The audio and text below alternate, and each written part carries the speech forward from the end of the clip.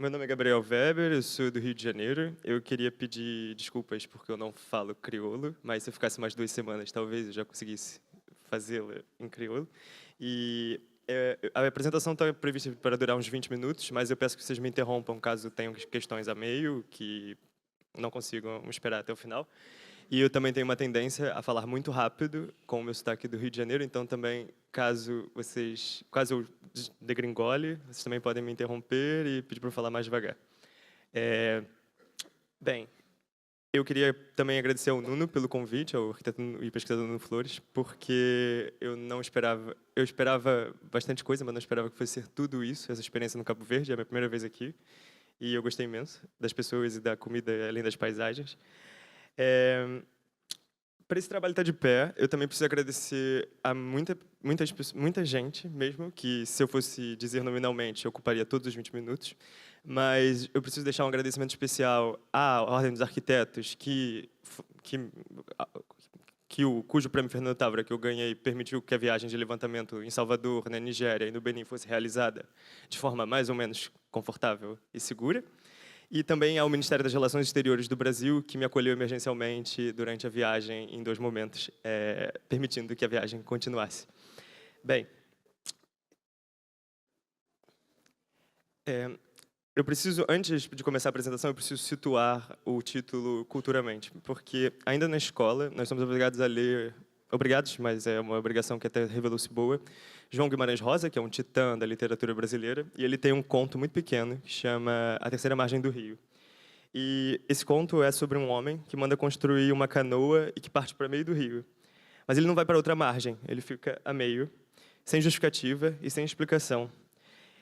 Ele simplesmente permanece, o que gera... É um conto que tem, sei lá, 1000 palavras ou 1500 palavras, mas ele desassossega imenso, porque ele viola uma lógica que, para mim, me parece recusável, que é do que o movimento serve para chegar a algum lugar, ou que ele é linear. Mas o homem de Guimarães Rosa não vai a lugar nenhum. Ele permanece, e aí, ao permanecer em constante negociação entre as duas margens do rio, ele inventa a terceira margem, que é um equilíbrio tenso e um esforço obstinado de não se deixar capturar nem por uma, nem por outra, e também de não afundar. Eu queria guardar essa imagem como chave dessa conferência, porque é exatamente isso que a arquitetura aguda faz, mas também é exatamente isso que a história ainda não conseguiu perceber sobre ela. E ela percebeu bem pouco, como você pode ver. Mas, bem, antes de teorizar muito, eu queria começar por um objeto. Se a gente se pusesse dentro dessa foto, a gente já teria atravessado 10 templos vudus, quase atropelado 10 cabras, já teriam vindo falar com vocês, perguntando o que vocês estão fazendo ali, quem são vocês. Nós veríamos as pessoas se preparando para sexta-feira e tudo mais.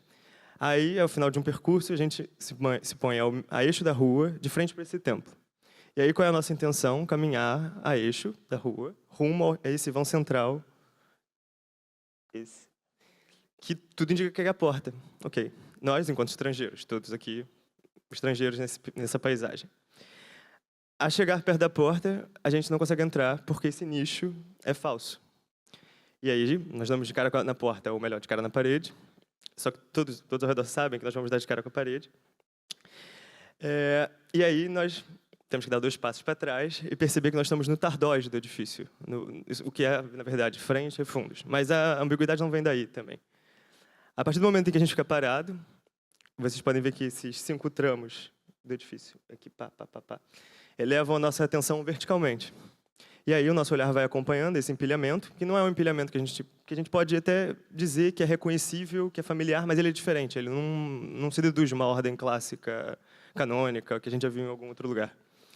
Aí, finalmente, no remate dos 3 pontos mais altos, você não encontra cruzes, são luas crescentes. E aí, toda a familiaridade construída por essa aproximação, ela rui, ela é destruída completamente. Mas essa familiaridade é o que nos permite reposicionar, não apenas o fato de nós sermos barrados por uma parede e descobrir que nós temos que dar a volta no edifício para entrá-lo, mas também o fato de que esse edifício, que tudo indica é uma igreja, na verdade é a grande mesquita de Porto Novo, no Benin, na República do Benin. E essa familiaridade, ou esse desterramento, ela é essencial a toda a arquitetura Godard, e é por isso que nós começamos aqui. O edifício, tal como o homem da margem do rio, ele não parece estar onde devia estar. Bem, mas o que é a arquitetura Godard? É gravemente ameaçada e cujos vestígios se distribuem mais ou menos de Accra, em Gana, até a foz do Níger, na Nigéria. Essa arquitetura é um produto da pós-escravidão, mas não devemos confundir pós-escravidão com abolição do tráfico negreiro ou com fim da escravidão na África Ocidental ou no Atlântico Sul. Guardem isso, porque isso é bastante importante para as nuances. Os agudais são africanos que foram sequestrados na África no início do século XIX ou no início do século XVIII, num período chamado Ciclo do Golfo do Benin, e levados majoritariamente à Bahia. E aí, na Bahia, alguns deles eram muçulmanos e se organizaram em motins, e cujo maior motim foi a Revolta dos Malês, em 1835, e os que não foram mortos foram devolvidos à África. E o que eu queria que vocês percebessem é que tanto ser sequestrado da África para o Brasil e depois ser expulso do Brasil num navio negreiro que vai te deixar em qualquer lugar da costa da África, não necessariamente de onde você veio, provoca um duplo desterramento. E ao serem duplamente desterrados, esses agudais se inventam como brasileiros e se associam, muitas vezes, a traficantes brasileiros de escravos na costa da África Ocidental e se proclamam eles mesmos como brasileiros da África, sendo que essa é uma espécie de nacionalismo desterritorializado. E, para ser brasileiro na África, e eu vou me alongar nessa parte histórica, porque ela tem muitas nuances importantes. A ser brasileiro na África... Bem, ok, obrigado primeiro, mas devagar. Tá. É que eu tenho medo do tempo e de se alongar, porque como vocês são uma plateia pluridisciplinar, eu queria dar bastante tempo para as perguntas. Bem, ao chegarem na África no século XIX, eles não podem ser... Bem, qual é a posição deles no Brasil? Eles são escravizados. Então, na África Ocidental, tudo que eles querem era não ser escravizados, mas eles se assumem como brancos. E eles copiam todos os códigos dos antigos senhores, entre eles da arquitetura. Bom, isso é importante. E esse lugar que eles precisam inventar é realmente construir esse lugar, porque nessa época, meio do século XIX, a África continental, principalmente ocidental, ela ainda é povoada por uma lógica de controle de feitorias, e eles entram justamente no período em que as potências europeias passam a dividir o território e controlar as cidades mais extensivamente. Bem, deixa eu só ver aqui. E por que a arquitetura talvez seja o aspecto mais visível? Porque o ofício da construção foi aprendido por eles nos estaleiros da Bahia, mas não é, isso também é uma visão que a historiografia consolidou, que ela é um pouco boba, mas veremos isso o seguinte. Mas bom, essa imagem é de uma rua ordinária de Lagos Island, a antiga capital da Nigéria. E como vocês podem ver, as formas que os agudais trazem excedem muito o número que 8.000 ou 7.000 retornados podem construir, financiar ou mesmo controlar. As formas agudais se tornam as formas das cidades do Golfo do Benin na virada do século XIX para o XX. E isso acontece por duas razões. Principalmente, como nós podemos ver aqui, essas casas também são casas ordinárias, sem nomes, de lagos, sem rua, sem coisa. E elas são habitadas por, eu vou usar essa palavra, mas ela é muito problemática no contexto de Lagos, que é uma área de intensa migração de povos do interior, por autóctones. Porque os brasileiros, os agudais, os brasileiros da África, quando chegam ao Golfo do Benin, eles copiam códigos vestimentares das sinhais e senhores do Brasil. Então, esse senhor vestido de algodão cru e aquela senhora, tipicamente iorubá, em uma casa cujo portal diz... essa casa é boa e foi Deus que nos deu em 1919, ali naquele portalzinho ali, indicam que essas formas são muito mais locais do que a historiografia que associa essas formas ao Brasil pode indiciar. Então, qual é toda a questão do trabalho? Bem, o primeiro é que a linearidade que a gente tem, os agudais foram para o Brasil e aí eles se assumiram como brasileiros, que é como se fosse uma concatenação de eventos sucessivos, lineares, deve ser desfeita. Primeiro porque a existência agudá, ela é pautada por fragmentações sucessivas, sequestro, desterro e tudo mais. Mas a própria vivência da cidade de Salvador, que é para onde eles vão majoritariamente por causa do ciclo econômico, é também fragmentária, porque Salvador é uma cidade fragmentária. Ela não é uma cidade cuja apreensão se dá à primeira vista. Primeiro, pelas rotinas de trabalho da escravidão, e segundo, também porque as visadas e tudo Toda a topografia se dá por apreensões fragmentárias. E todo esse repositório de formas que eles levam para o Golfo do Benin deve ser encarado não como um manual de cópias, mas como um atlas, a partir dos quais eles fazem diferentes associações e inventam, pela lógica das formas, novas formas. Ou seja, reconhecer isso é reconhecer. Você pode ver por um ponto de vista racial, que é dizer que as formas têm uma lógica e que esses construtores, autonomamente, e depois as pessoas no Golfo do Benin que nunca viram a América conseguem reproduzi-las pela lógica própria das formas, e também significa dizer que eles têm uma crítica com relação ao que eles transportam. Bem, desculpa. Isso é Salvador. Isso é Salvador, é um panorama de Salvador, a chegada dos primeiros cativos do Golfo do Benin. O ciclo de escravos do Golfo do Benin é o último dos ciclos, é o penúltimo, mas para a Bahia ele é o último, que é de 1770 a 1850, quando o tráfico negreiro é abolido no Atlântico Sul. E, bem, isso se dá basicamente porque a Bahia vende um fumo de péssima qualidade que é trocado por escravos no Golfo do Benin. E o Golfo do Benin, isso também é importante, ele está sob um processo de intensa guerra, anomia, de califados do norte invadindo. Então, eles se escravizam uns aos outros e trocam os prisioneiros de guerra nas feitorias europeias na costa da África, principalmente Lagos e Porto Novo, e Uidá também. Bem, quais são os desafios? E agora eu preciso falar sobre território ou territorialização. Eu sou brasileiro e qualquer tipo de pesquisa que envolva a África Ocidental é logisticamente impossível para pesquisadores brasileiros pelo fato de não haver voos diretos, o que imagino que também seja um problema aqui.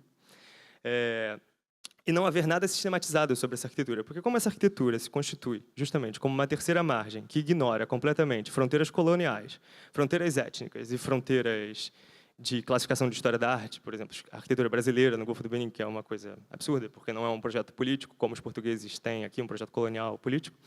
Essa arquitetura é a arquitetura corrente. Só que o problema é que as cidades do Golfo do Benin, principalmente Lagos, que é uma megalópole hoje, apagaram todos os vestígios. Um outro problema de desterramento é a dispersão das fontes pelas metrópoles coloniais e mesmo pelos estudiosos, porque grande parte do arquivo corresponde a essas cidades. Exato, tipo, você não vai achar indexado em arquivos, não será tão fácil assim, desenhos não existem, e também não existem fotografias, arquitetura brasileira da Nigéria. Não, fotos de lagos, e aí essa arquitetura está lá, essa é a forma da cidade. Então, para fazer essa pesquisa, foi necessário recorrer ou percorrer os arquivos coloniais britânicos, a Biblioteca Britânica, o Museu da Defesa, o Arquivo da Defesa Francesa, as fotografias do Pierre Verger, que é um fotógrafo brasileiro bastante importante, um fotógrafo francês cujo acervo está em Salvador, o que exigia muitos recursos e voos que do Brasil seriam impossíveis. Isso também acho que justifica o fato do meu doutoramento ser em Portugal, por ser uma base logística da onde eu consigo pernas de voos e além também do financiamento. Bem, essas duas fotos foram tiradas no Museu Nacional de Lagos, na Nigéria, e essa senhora, cujo nome vocês vão perceber, se chama Madame Salvador, será? Exato, porque os Jagudás conservam os sobrenomes dos antigos senhores dos quais eles foram cativos na Bahia. E, basicamente, toda essa apreensão de que nós vamos fazer pesquisa ocidental, que nós vamos encontrar um arquivo de fotos num ar-condicionado e nós vamos manuseá-lo de luvas e tudo mais, não se pode exigir isso. Você precisa aprender a trabalhar, para ver essa arquitetura, você precisa aprender a trabalhar de uma outra forma. O que acontecia nesse caso aqui? Basicamente, as fotos estavam todas, as fotos de Lagos, bem, a Nigéria passou por guerra civil, golpe e tudo mais, e as fotos dessa arquitetura estavam todas misturadas numa caixa, onde ela me ajudou, e nós tínhamos que fazer isso no pátio, porque Lagos tem muitos blackouts, então não havia luz no arquivo durante todo o tempo que eu estava lá, mas ela me ajudou bastante, como a gente pode ver, e fazendo coisas que no arquivo europeu seria impossível, tipo ver negativos na luz do sol. Bem, isso posto. Duas coisas me ajudaram muito nessa pesquisa, principalmente no Benin. Esse é o meu passaporte brasileiro, e eu tinha cartas de todas as instituições patrimoniais da Nigéria e do Benin, mas a grande coisa que me ajudou foi ser brasileiro e meu último nome ser Silva, porque é o nome, enfim, basicamente, o tempo permite uma anedota. Bem, basicamente eu tinha um assistente.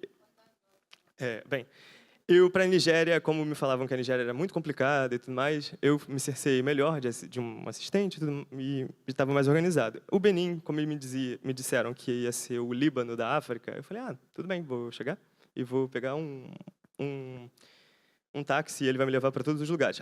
Isso é importante também. Como a cobertura de Google Maps, Google Earth, é muito parca nessa zona, haviam vários objetos que eu sabia que existiam e tinham existido, mas eu não sabia onde eles ficavam ou se eles ainda estavam de pé. Então, basicamente, eu precisava mostrar fotos para as pessoas, para elas identificarem para mim, isso em phone, que eu não falo, e me dizer onde ficavam, e às vezes chega lá e a coisa já tinha desaparecido há 1 ano e tudo mais. Bem, eu estava me preparando para ir ao Benin, e eu arrumei o contato do embaixador do Brasil, e contei o meu plano para o Benin, e ele falou que era um pouco naif, e me foi indicado um agudá, que chama Cristian da Silva, a quem eu devo grande parte do sucesso no Benin, e ele me ajudou, justamente porque o meu nome é o nome do pai dele, e ele achou que fosse uma missão celestial enviada para ele cuidar. E aí eu aceitei. E aí ele me tratava por primo, e eu, tudo bem. Mas ele me tratava por primo, verdadeiramente por primo. Ok. Como o nome diz, bem, eu não sou muçulmano, e o Cristian, pelo nome, também diz que não é muçulmano, Cristian. Mas essas famílias agudais, elas são muçulmanas e cristãs misturadas, não há problemas, nem sectarismos. Então, também, o outro problema dessa pesquisa era saber se eu seria capaz de entrar nas mesquitas, porque o acesso a não-muçulmanos não é facultado assim. Você não pode entrar igual você entra numa igreja, vou entrar. Assim, tem todo um ritual, você tem que fazer ablução e tudo mais.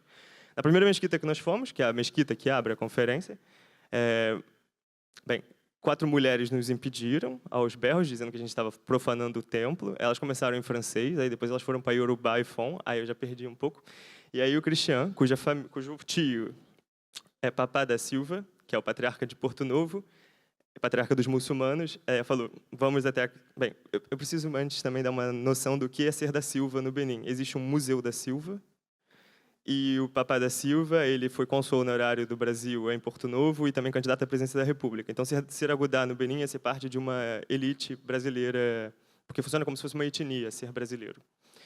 Bem, chegando na casa do Papá da Silva, basicamente, todo o meu trabalho foi autorizado pelo meu fato de eu também ser Silva e ser visto como primo. E aí, toda mesquita que eu ia, eu simplesmente pegava o meu passaporte, mostrava que eu era da Silva, falava que o Papá da Silva tinha deixado e que eu fazia parte da família da Silva, e pronto, e resolveu-se. São limites da institucionalidade, mas que valeram a pena, e eu agradeço ao Brasil por nunca ter entrado em nenhuma disputa internacional e manter essa energia.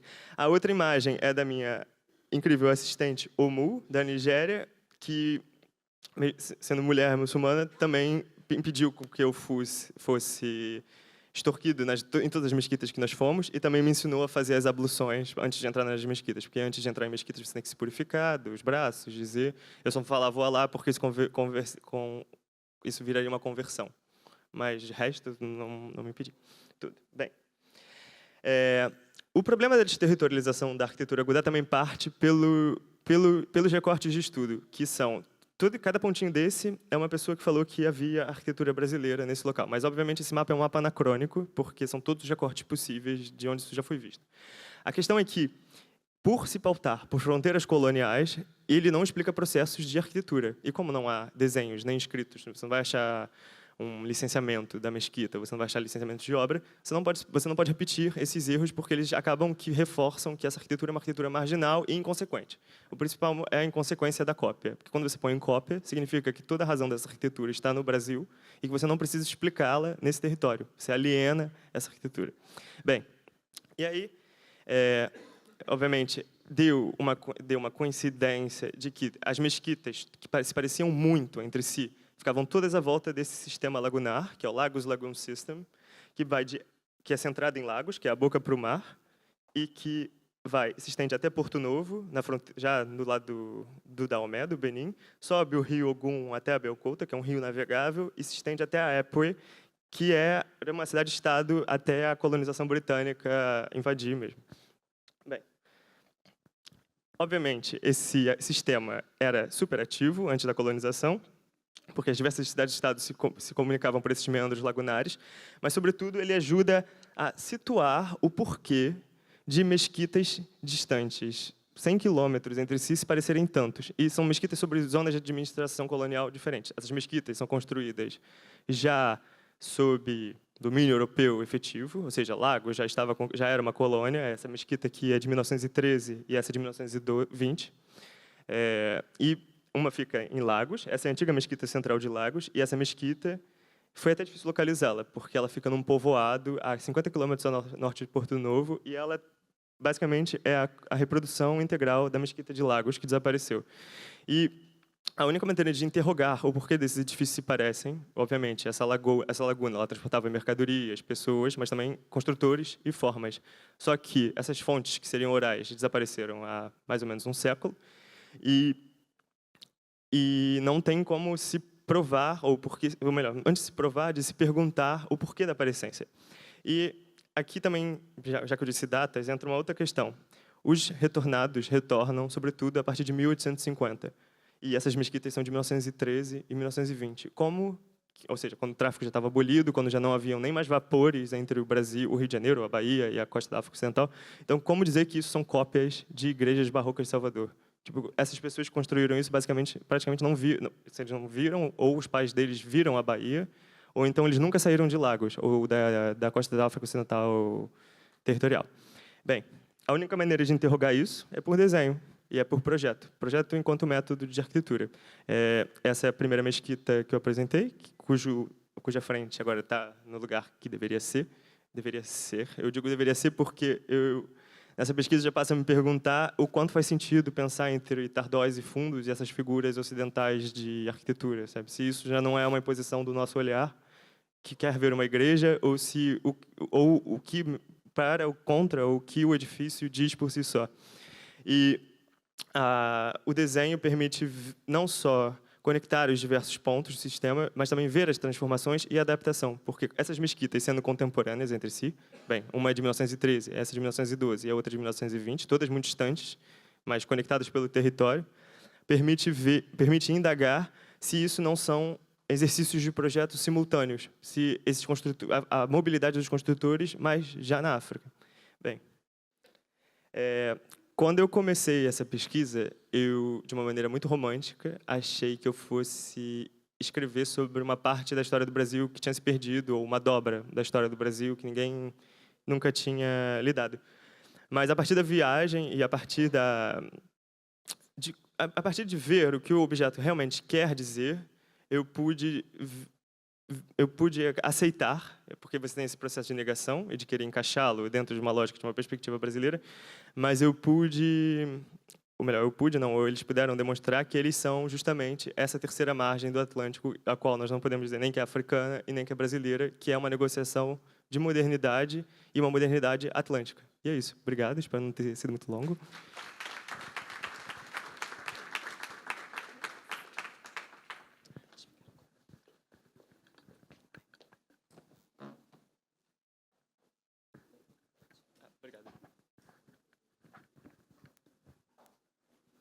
Intervenções?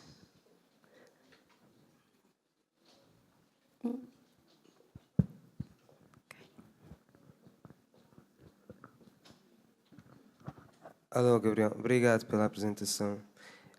Eu reparei que tu não usaste o termo identidade, se eu não estou em erro. E queria só saber o porquê e como é que, na perspectiva da historiografia da arquitetura, como é que tu olhas para este termo e como é que ele depois se estende também para os estudos urbanos, etc. Eu não usei identidade, mas isso foi um processo desculpa. Eu não sei se tem mais questões. Okay. Porque quando você usa identidade, acontece justamente o que tem acontecido, que é fixar essa arquitetura ao grupo dos brasileiros, que interessa muito aos brasileiros, porque, obviamente, como é uma coisa muito mais extensa que eles, isso dá amplifica a presença deles no Golfo do Benin, mas não se pode explicar só por isso, porque, obviamente, a Nigéria e o Benin não eram tábulas rasas culturais, né? Então, significa que tem influências, principalmente eu vou dizer essa palavra, mas ela não é muito adequada em termos arquitetônicos.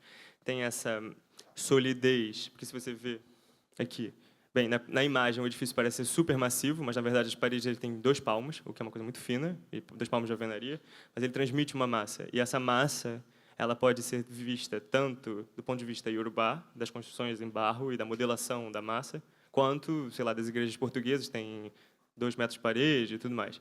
E aí essa questão bate justamente na questão da origem, que é onde está a origem dessa arquitetura? Sabe? Se é Salvador, mas Salvador é a origem dos retornados que são africanos. Sabe? E aí, quando você chega no Golfo do Benin e, digamos, o evento Big Bang, que é o primeiro construtor, faz isso. E o construtor Yorubá, o Fon, vê. Por que a origem não é a partir desse construtor Fon, sabe? Ou essa origem está em constante reinvenção? Porque uma coisa que tem que ser vista também é que essa arquitetura não depende de ensino codificado. Ela não passa por academias reais de desenho, ela também não é uma forma de Estado, né? Ela está justamente entre uma forma deles se assumirem uma modernidade que é imposta, que é tipo a colonização chega e as figuras passam a ser rua e fachada.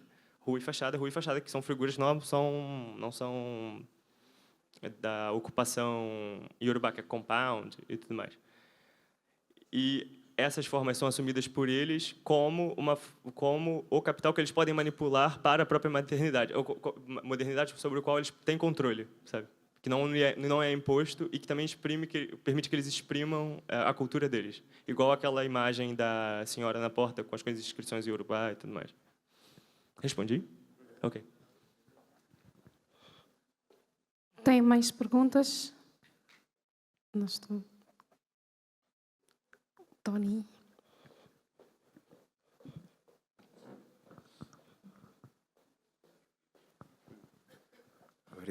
Obrigada, Silva.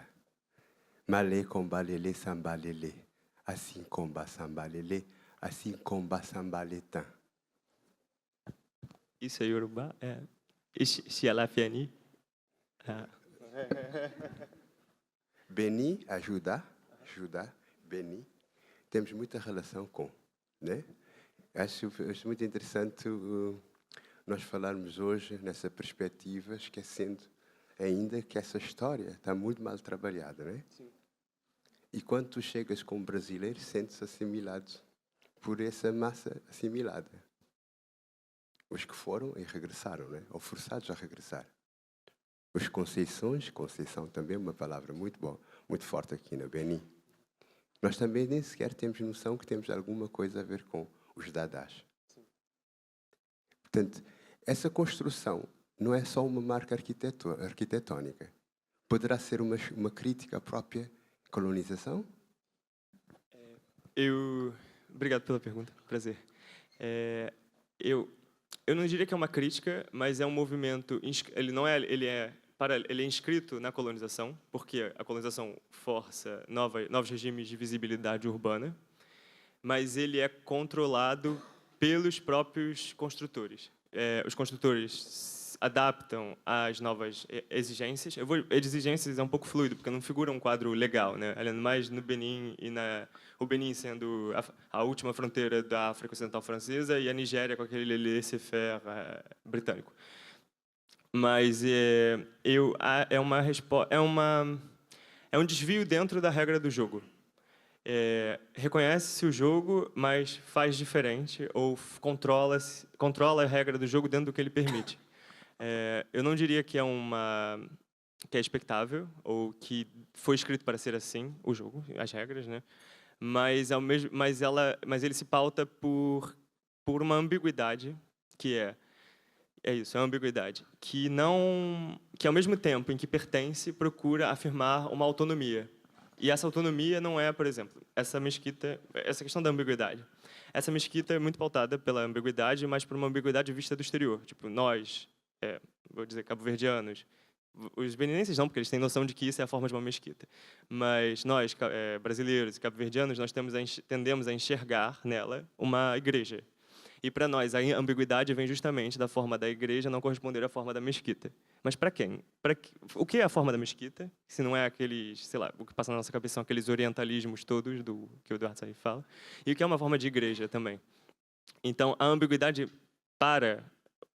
eu digo agora de um ponto de vista enquanto arquiteto, deve ser uma possibilidade do próprio projeto de arquitetura. Por exemplo, o fato dessa mesquita ter uma oscilação entre o que é frente e o que é traseiras é uma ambiguidade pertencente ao projeto e do projeto. Não precisa nenhuma pessoa externa dizer que aquilo parece algo que não deveria parecer, entendeu? Eu acho que E eu acredito, e a minha investigação vai justamente nesse sentido, de revelar as ambiguidades próprias do que os objetos são, porque senão eles vão ficar para sempre presos numa visão de cópia do Brasil, e eles nunca vão ser explicados pelo que eles são. E eles não são estudados justamente porque, bem, se vê como se o Atlântico fosse um movimento circular, assim foi, voltou e trouxe, mas é justamente essa reajuste de fragmentos, sabe? E de fragmentos de existência também. São fragmentos de formas, mas também são uma própria existência fragmentária do Atlântico Negro. É isso. Obrigado.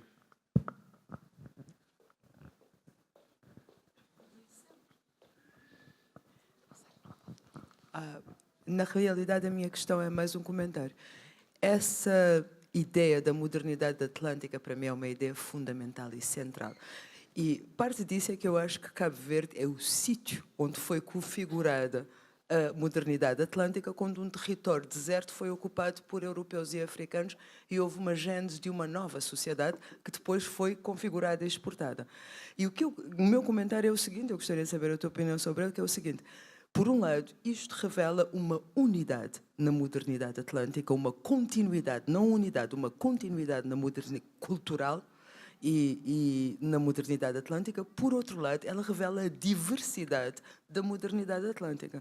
E eu acho que é um caminho conceptual que nós, os cabo-verdianos, devíamos explorar com muito mais vontade, digamos assim. Era essa a opinião. Obrigado, Rosário, pelo comentário / questão. Eu vou ao seu encontro, mas aí eu acho que o que deve se dizer são modernidades atlânticas. Modernidades atlânticas.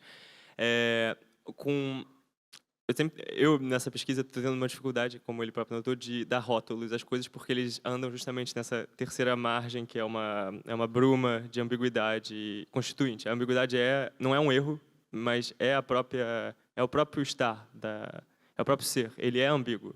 Ele não quer resolver nada. Tipo, ele não pretende resolver questões ou fechar questões. Ele abre questões.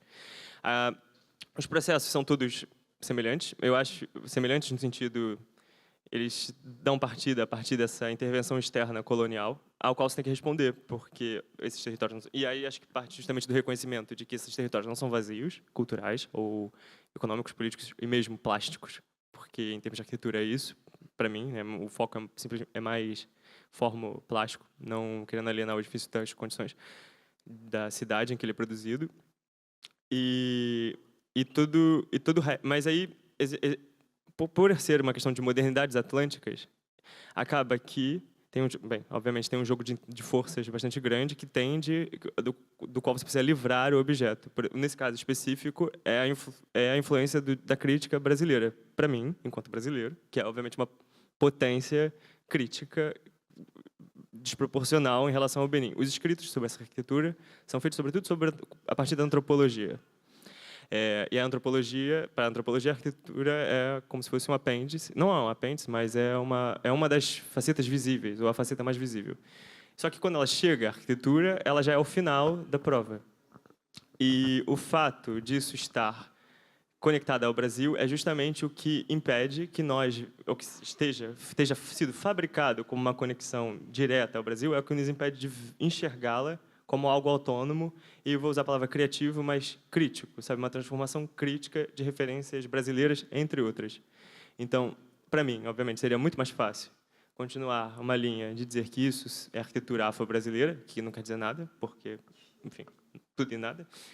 Só que, a partir do momento em que você olha para o objeto, eu enquanto arquiteto, e o objeto é a minha fonte primária, porque eu não tenho outro documento, não tenho mapa, não tenho foto, não tenho relato, o objeto, o edifício é a fonte primária para a arquitetura. Ele revela que isso não pode ser uma cópia e que isso tem outros processos. Só que para isso ser visto, precisa retirar justamente desse guarda-chuva do afro-brasileiro que foi, que só para dar o gosto, porque ele é conhecido aqui, que foi primeiramente vinculado pelo Gilberto Freire.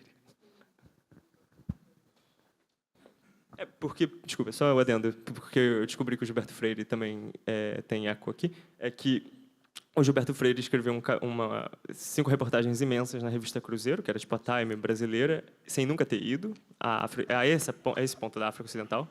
E isso serve como uma validação externa da teoria do Gilberto Freire, que o gênio do lusotropicalismo permanece mesmo sem o Estado português ou brasileiro e sem intervenção. Sobrevive pelos próprios indivíduos que transportam ele para outra margem, entendeu?